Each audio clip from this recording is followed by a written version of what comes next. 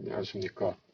아시아 최고 리그 K리그 그 중에서도 K리그 1과 2 그리고 그 중에서도 지역번호 04 땡을 쓰는 4개의 축구팀을 소개하는 축구공사 시간입니다. 이번 12라운드는 모처럼 이제 그 K리그 1과 2가 딱 맞춰서 끝났죠. 이번 주말부터 이제 K리그 13라운드, K리그 1과 2 13라운드까지 또 다시 시작이 되는데, 오랜만에 이번 부처님 오신 날을 계기로 K리그2에 있는 축구공사가 다루는 3개의 지역번호 공사 땡을 쓰는 3개의 팀이 오늘 하루 경기 모드를 치르면서 K리그 12라운드를 딱 맞게 리뷰를 할 수 있게 되었습니다. K리그 13라운드는 이제 1과 2가 발맞춰서 시작을 하게 되는 거죠. 그렇게 해서 K리그 12라운드에 대전하나 시티즈는 3대3 무승부를 거뒀습니다. 전반전까지만 해도 대전하나 시티즌의 분위기가 굉장히 좋았거든요. 득점을 보시면 아시겠지만 정강민 선수가 데뷔골을 넣으면서 산뜻하게 시작을 했고 20여 분 있다가 이제 대전에서 이제 꾸준히 출전기를 받고 있는 이제 U22 선수인 이준규 선수가 21분에 또 득점을 하면서 2대 0으로 앞서가기 시작했습니다. 또 상대는 또 강원 FC였어요. 그래서 지난번에 강원과의 경기가 이렇게 1대 0으로 끌려가다가 동점골을 넣으면서 이제 무승부로 간신히 마무리를 했었는데 오히려 강원 입장에서는 더 좀 아쉬울 만한 경기 결과였겠지만 이번에는 2대 0으로 이제 착실하게 앞서갈 것을 또 이제 예상을 하니까 마음이 한켠 놓이고 이제 대전 하나 시티즌이 이 지금의 스쿼드로 체제를 좀 안정화시켰구나라는 느낌이 딱 들었는데 전반이 끝나기 직전에 한 골을 먹으면서 2대1로 추격을 허용을 하는 상태로 이제 후반전에 들어가게 됩니다. 그리고 두 골을 내리 얻어맞으면서 3대2 각이었죠. 예, 역전이 나왔죠. 역전이 나왔는데 또 어떻게 해서 또 음라파 선수가 90분에 골을 넣으면서 아슬아슬하게 동점으로 무승부로 마무리를 지었습니다. 강원 입장에서는 좀 많이 아쉬울 것 같은 경기 결과이긴 하지만 대전 입장에서는 이길 수 있는 경기를 비겼기 때문에 이거 역시 뭐 썩 좋은 신호는 아니라고 생각을 합니다. 웃긴 게 이 대전에서 2대1이라도 좀 앞서고 있거나 2대0으로 좀 앞서고 있는 상황에서 약간 좀 지키려고 하는 듯한 모습이 좀 보였었거든요. 전반에는 뭐 그래도 좀 밸런스를 유지하려고 좀 노력을 했고 후반 들어서는 지키려고 이제 선수들을 교체를 조금씩 하다 보니까 어느샌가 수비적으로 나섰는데 공세를 나서지 못하는 밸런스가 와르르 무너져 버리는 상황이 나오게 되면서 강원에게 두 골 그 추가로 얻어맞고 3대2 역전까지 허용하는 아주 어려운 경기를 진행했습니다. 이민성 감독이 수비수 출신이기 때문에 개인적으로는 좀 수비를 이렇게 좀 오랫동안 못 잡는 이유가 뭐 부상 선수들 때문일 수도 있긴 하지만 사실 그 전북과의 개막전 때도 그렇게 인상적이지는 않았거든요. 왜냐하면 지금 전북이 굉장히 부진하고 있기 때문에 그때 전북을 이겼어야 하지 않나? 그래야 좀 어떻게 상위 스플릿이라도 갈 수 있지 않나라는 생각이 들기는 합니다. 개인적으로는 대전 하나 시티즌이 3백을 쓰는 데에는 이렇게 크게 불만이 없는 상황이기는 하지만, 미드필더 쪽에 이제 저 이순민 선수를 이제 수비형 미드필더로 쓰면서 이제 약간 변형 포백처럼 나가는 방법도 좋다고 생각을 하는데, 이게 조금 뻔해요. 약간 뻔한 느낌이 있고, 또, 안톤 선수가 고군분투하고는 있지만, 김현우, 이정택 선수도 엄청나게 분발하고 있거든요. 그,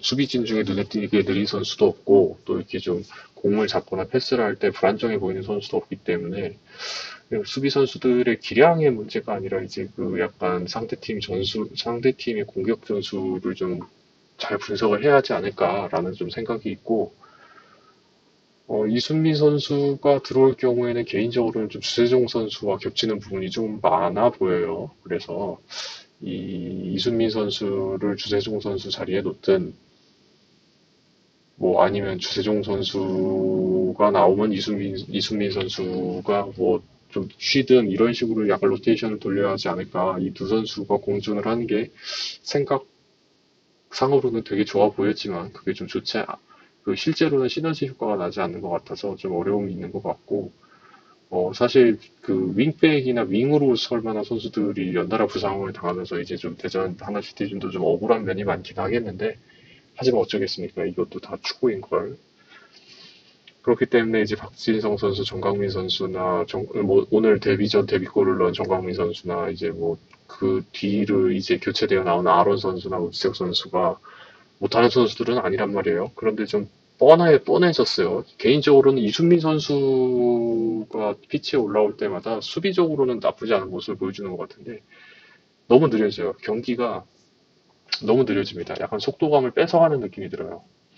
이 주세종 선수 같은 경우에는 조금 공을 간결하고 빠르게 돌리려고 하는 편인 반면에 이순민 선수는 수비적인 성향이 좀 있다 보니 안정적으로 경기를 풀어가려고 하다 보니까 약간 좀 공의 흐름이 느려지는 경향이 좀 있었던 것 같습니다. 그래서 대전이 그 위기 상황에서 좀 빠르게 벗어나는데 좀 어려움을 겪었던 것 같고 심지어 동선도 살짝씩 겹치면서 이순민 선수와 주세종 선수가 불협화음을 좀 보이고 있었다라는 게 제 개인적인 생각입니다. 네, 그리고 또 레안드로 선수와 음라파 선수가 이제 뭐 역전을 당하니까 뭐 이제 부랴부랴 나오긴 한 건데, 글쎄요, 개인적으로는 레안드로 선수가 수비 대전에 이제 그 공격 지역에서의 압박이 조금 소홀한 모습을 보이고, 음라파 선수도 역시 물론 골은 넣었지만 아직은 완벽히 녹아들었다 이런 느낌이 아니어서 대전의 고질적인 문제인 그 공수의 밸런스가 맞지 않는 문제, 그리고 그 공수가 전환되는 과정이 너무 느린 문제가 이상하게 다시 또 12라운드에 등장을 했어요. 대전 하나 시티즌 팬들은 이제 좀 속이 터지긴 하겠지만, 그래도 뭐, 이길 만한 경기를 그래도 지진 않았으니까, 라고 생각을 하면서 한숨을 연속으로 내쉬게 할 것 같습니다. 하지만, 밑바닥에도 바닥이 있는 법, K리그 대전 하나 시티즌은 12개 팀 중에 10위에 마크를 하게 됐습니다. 뭐 하위 있는 두 개 팀은 뭐 딱히 언급은 안 하겠습니다만, 예, 일단 강등권에서 한 칸 벗어났어요. 하지만 상위 스플릿으로 가기에는 좀 많이 멀어 보이죠.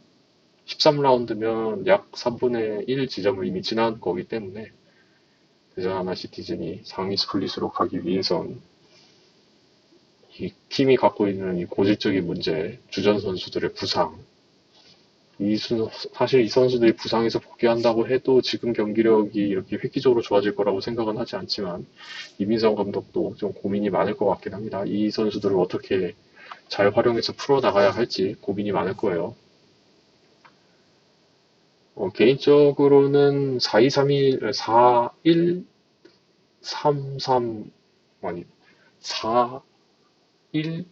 4-1-2-3을 쓰는 게 좋지 않을까라고 좀 생각을 하고 있는데, 그게 또 이순민 선수와 주세종 선수가 좀 이렇게 시너지를 일으키지 못하는 조합이다 보니 좀 어려울 것 같고, 지금 같은 3-4-3이 그나마 좀 최적화가 되어 있지 않을까라고 생각을 하는데, 글쎄요, 이 위기를 타개해 줄 선수가 있을지, 아니면, 개인적으로는 4-4-2가 좀 더 좋아 보이기는 합니다. 뭐, 크게 차이는 없지만, 일단은, 레안드로 선수를 좀 못 쓰는 것도 좀 있고, 음라파 선수도 팀에 좀 활기를 불어넣기엔 좀 어렵다고 지금 판단을 하고 있어서, 네, 4-4-2 또는 지금 같은 3-4-3이 그나마 좀 괜찮아 보이긴 합니다.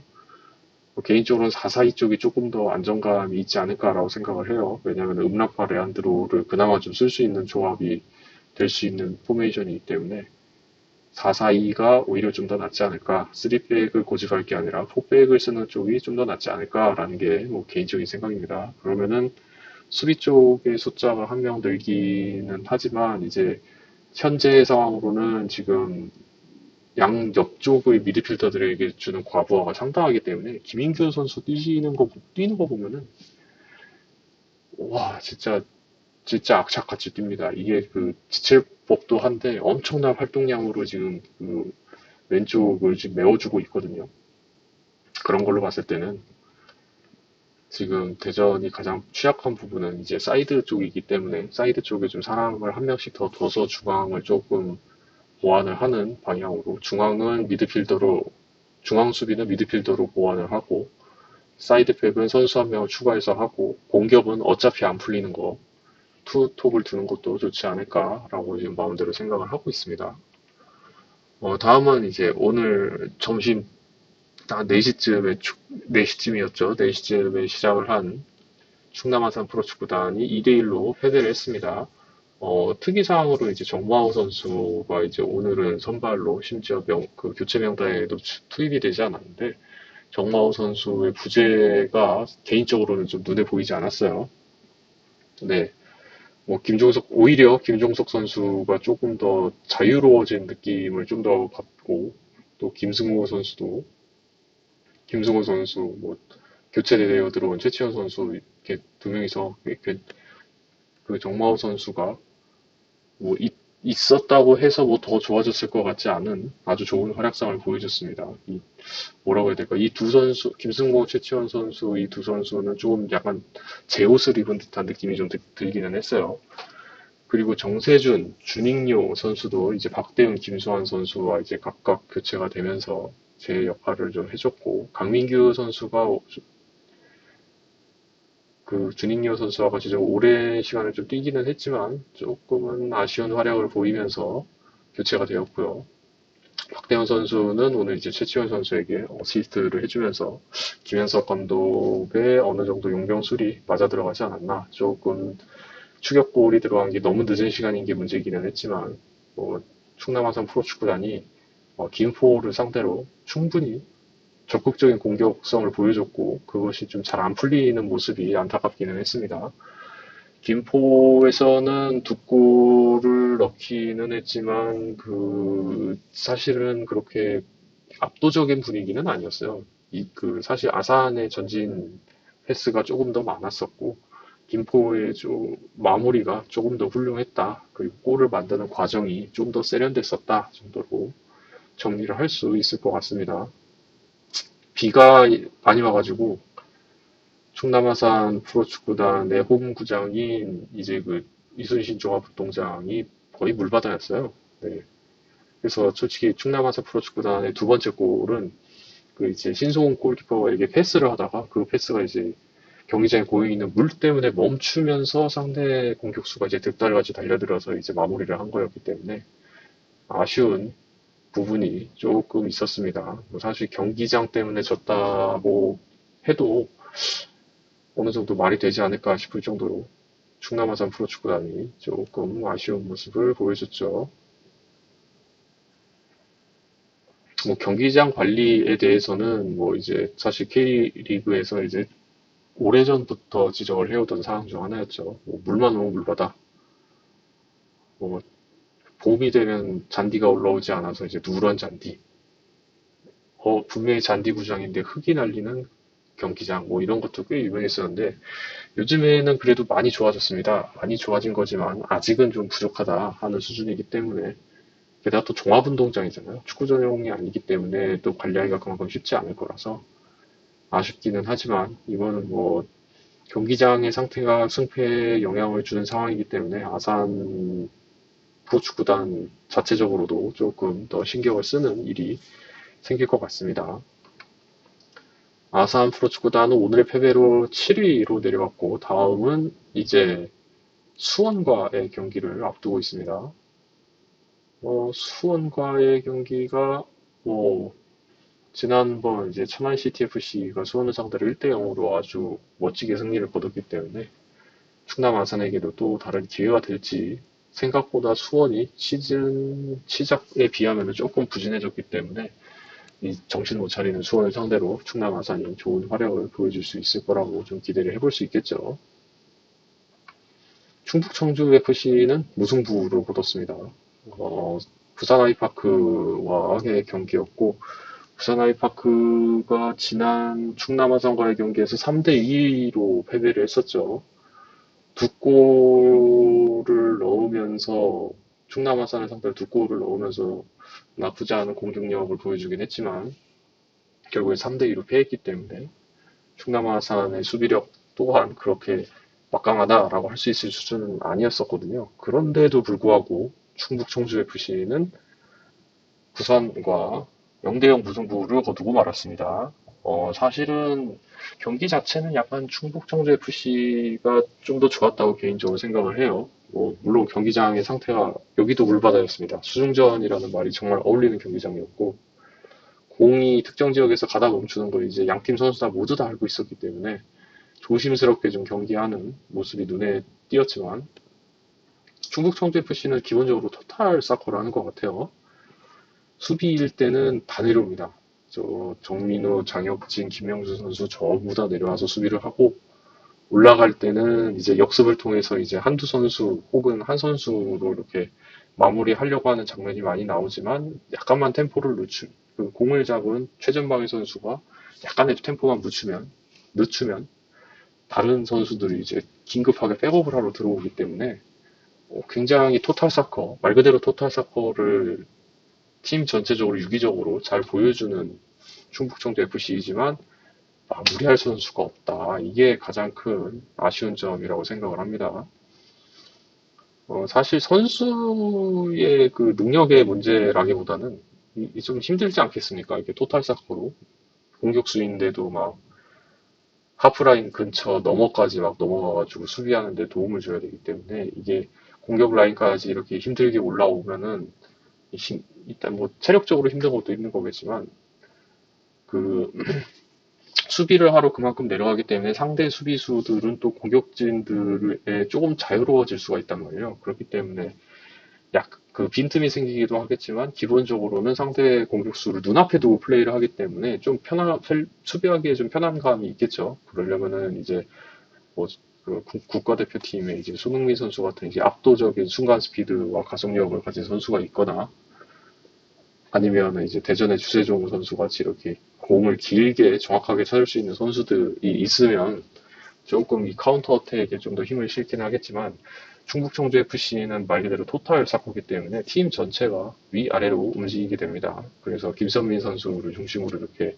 짧은 패스로 지공 상황에서는 짧은 패스로 가지만 역공 상황에서는 그 한두 명의 선수의 개인기에 의존할 수 없는 상황이기 때문에 충북청주 FC가 그런 스트라이커가 없다는 것이 좀 아쉬운 면이 있고 또 그런 것을 해결해 줄 만한 외국인 용병 선수가 그런 걸 좀 해결해 줄 수 있으리라 생각을 했지만 파울리뉴 선수도 팀에 굉장히 잘 녹아들어서 수비를 할 때 많이 도와주러 내려오거든요. 그래서 파울리뉴 선수도 좀 힘들어하는 모습이 좀 역력합니다. 그래서 충북 청주 FC는 결국에 뭐 부산 아이파크를 뭐 압도까지는 아니지만 뭐 효율적으로 방어를 하고 또 가끔 위기를 맞기는 했지만 그것이 또 축구이기 때문에 그렇다 친다면 방패만으로는 이제 부산 아이파크를 막을 수는 없었다. 막을 수는 있었지만 방패로 때릴 수는 없었다. 인 거죠. 뭐 이렇게 방패로 쓱 밀고 들어가서 그냥 골을 후다닥 넣을 수 있는 게 또 아니기 때문에요. 그래서 충북 청주 FC는 이번 동점으로 8위까지 좀 떨어졌습니다. 충남 아산과는 이제 순위가 한 순위씩 바뀌게 되는데 이게 사실 순위별로 이 팀들을 소개하는 게 아니라 경기 끝난 순서대로 소개를 하고 있습니다. 오늘 7시에 사실 충북 청주 FC는 경기를 했고 경기가 좀 경기장이 물바다인 것 같기는 해도 경기 자체는 좀 스무스하게 흘러갔기 때문에 좀 충북 청주 FC가 뒤에 소개할 천안시티 FC와 같은 시간에 시작을 했음에도 한 7분에서 4분 정도 일찍 끝났어요. 충북 청주 FC의 다음 경기는 이제 아산과의 경기가 어웨이에서 있군요. 이게 충북 청주 FC 입장에서는 조금은 힘든 경기일 수도 있을 것 같기는 합니다. 네, 11라운드 한 주 딱 쉬어주는 덕분에 그래도 좀 12라운드에서는 좀 힘을 아껴서 이제 아낀 힘을 충분히 발휘할 수 있었을 텐데 바로 다음 라운드가 3일 뒤에 있죠. 목, 금, 토니까요. 네, 그래서 충북 청주 FC가 좀 얇은 스쿼드에서도 오늘 좀 효율적인 경기를 했었으니 안산과의 경기에서 어떻게 이 두터운 방패를 어떻게 조금 더 공격적으로 활용을 할지 좀 고민이 많을 것 같기는 합니다. 뭐 미유키 선수가 있었으나 쓰지는 않았었고 또 이제 선수들을 전체적으로 로테이션을 잘 돌리는 이제 충북 청주 FC이기 때문에 안산과의 경기에서 이렇게 크게 무너지는 모습을 보기는 어려울 것 같긴 합니다. 네, 다음은 천안 CT FC의 영대사 패배였습니다. 천안종합운동장인데 천안종합운동장이 그 중계상으로 볼 때는 굉장히 좋아 보이더라고요. 잔디 상태도 그렇고 경기장에서 뭐물 때문에 공이 멈추는 모습을 거의 못 본 아니 아예 못 봤던 것 같습니다. 하지만 이제 천안 CTFC가 좀 전반 초중반까지는 이제 잘 버티다가 이제 전반을 2대 0으로 그 서울 이랜드의 그 외국인 선수에게 두 골을 얻어맞으면서 끝냈고 그리고 나서 후반 들어서 두 골을 또 얻어맞으면서 패배를 했습니다. 저번 11라운드에서 이제 천안 CTFC의 이제 마상훈 선수를 그 수비형 미드필더로 쓰는 게 어떻겠느냐라는 얘기를 제가 좀 잠깐 했었는데, 오늘 제가 또 유심히 마상훈 선수를 보니까 이게 전체적으로 수비 라인을 좀 조율해주는 역할을 하고 있더라고요. 그래서 이제 뭐 포백을 사용을 하고 마상훈 선수가 수비형 미드필더를 보다가 아래로 내려와서 수비 라인을 정돈해주는 그런 모습을 좀 보는 게 어떨까? 좀 약간 그 과거에 이제 한국 축구의 이제 레전드 중 한 명인 홍명보 감독처럼 아예 뒤에서 쳐져서 뛰던가 아니면은 좀 그 수비형 미드필더에서 이제 그 양 센터백들 사이로 들어오는 역할을 하던가 했으면 하겠지만 그 약간 그 바이에른 뮌헨에 있는 그 다이어 선수와 좀 비슷한 인상을 좀 받았어요. 마상호 선수가. 그러니까 전체적으로 이제 커맨더형 수비수인 거죠. 그렇기 때문에 이게 천안 CTFC에서 왜 마상호 선수를 계속 이렇게 쓰고 있는지, 왜 수비수로 기용을 하고 있고 중용을 하고 있는지 좀 알 수 있는 네, 그런 걸 좀 볼 수 있는 경기이긴 했습니다. 물론 이제 경기는 0대4로 조금 크게 지기는 했지만 마상훈 선수는 뭐 충분히 제 몫을 다 해줬다고 개인적으로 생각을 합니다. 뭐 전체적으로 다 제 몫을 해주긴 했지만 조금 운이 안 좋았던 것도 있고 좀 이른 시간에 실점이 약간 팀을 많이 흔들리게 했던 것 같기도 하고 또 천안 CTFC에는 이제 파울리뉴 선수가 없다 보니 공격적으로 이 분위기를 타파할 만한 그런 조금 선수가 부족하지 않았나라는 좀 생각이 듭니다. 그래서 개인적인 생각으로는 천안 CTFC의 이 3백은 사실상 어떻게 뭐 더 이상 뭐 어떻게 손을 쓸 수 있을 만한 수준이 아닌 것 같고, 그러니까 손을 쓸 수 있을 수준이라는 게 그 이 세 명이 최선 이 정도 수준의 세 명 정도의 선수들이 이렇게 방어를 해주는 거면은 사실 그 수비의 그 전체적인 그 선수들의 특성이나 성향 같은 것들을 분석을 해서 전술을 새로 짜야 하는 수준이긴 하지만 사실 시즌 중에는 그런 것들이 어렵기 때문에 일단은 요 세 명의 3백을 유지한 상태에서 미드필더 쪽을 3명으로 줄이고 공격형 미드필더 3명에 수비형이 아니죠. 공격수를 못다 한 명만 두는 식의 이제 3-3-3-1 포메이션을 써보는 거는 어떨까라는 좀 생각이 들기는 합니다. 지금